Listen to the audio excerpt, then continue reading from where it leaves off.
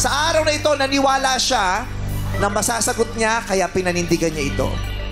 Maraming salamat, Jong and Ann, sa offer ninyong 40,000. Pero ayaw yan ni tatay. Ang gusto niya ay 150,000 pesos.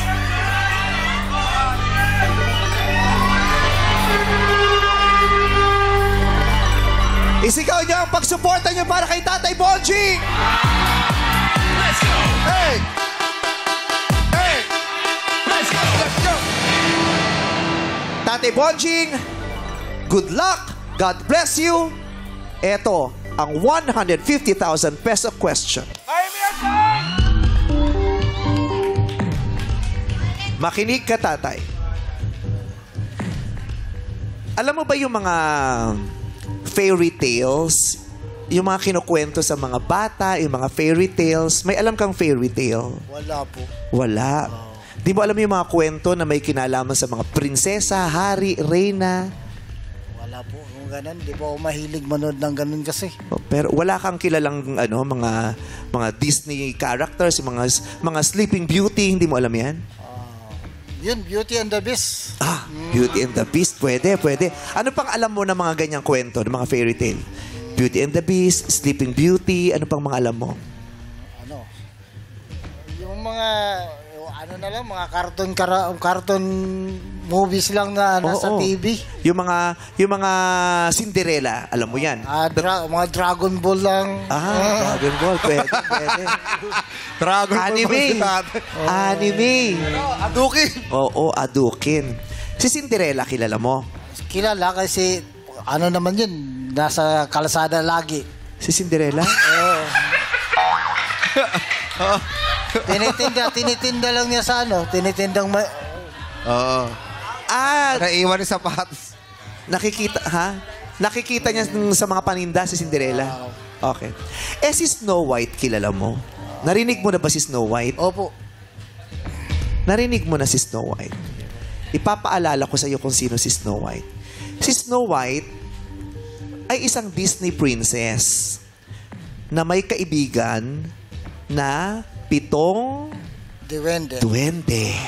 Ayan, alam mo na. Meron siyang kaibigang 7 duwende. Galit na galit sa kanya yung stepmother niya na mangkukulam. Gusto siyang lasunin, di ba? Gusto siyang lasunin ng kanyang stepmother. At ang ginamit ng kanyang stepmother para lasunin siya ay isang prutas. Pinakagat siya ng prutas para malason siya at makatulog. Alam mo yung storyang yon, di ba? Ang tanong ko sa iyo, tatay, anong prutas ang kinagat ni Snow White at nalason siya? Wait lang po. Isipin mo.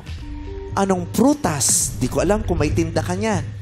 Anong prutas ang kinagat ni Snow White mula sa kanyang stepmother na naging dahilan ng pagkalaso niya? Bibigyan kita ng 5 segundo.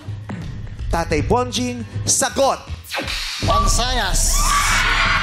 Mansanas or apple is correct!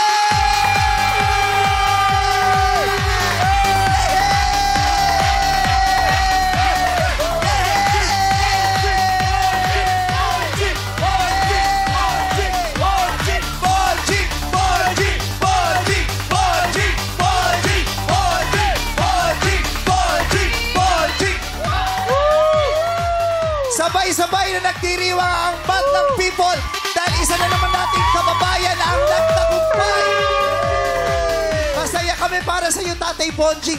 150,000. Salamat po, salamat! Salamat po. Anong gusto niyo pong sabihin? Maraming salamat po sa sunod, sa Showtime, sa ABS-CBN. Salamat po! Salamat sa inyo lahat sa mga staff. Sa mga crew, salamat po. Sa mga kasama kong contestant, salamat! Kung walang nagkakariton, walang contestant, kaya lang, walang mananalo, buti nagkakariton tayo. Tama naman. At sa staff natin na, kasi kanina, kulang pa. Kulang. Hindi po ganun kadali kumuha ng mga contestants, di ba? Minsan may nakukuha pero hindi naman makakarating. Kanina, ang dami pong kulang. Kaya yung staff ng Showtime ay pumunta mismo agad-agad kaninang umaga sa kalsada. Pati mga boss namin ay nagpunta na sa kalsada para kumuha ng mga contestant. Lahat ng matitisod nila na mga naglalako doon, na mga nakakariton, kinausap nila. Isa si Tatay Bonjing sa mga natagpuan nila kanina. At kung sino man ang staff na nakakuha sa kanya, God bless you. Ikaw ang ipinadala ng Panginoon kanina sa buhay niya.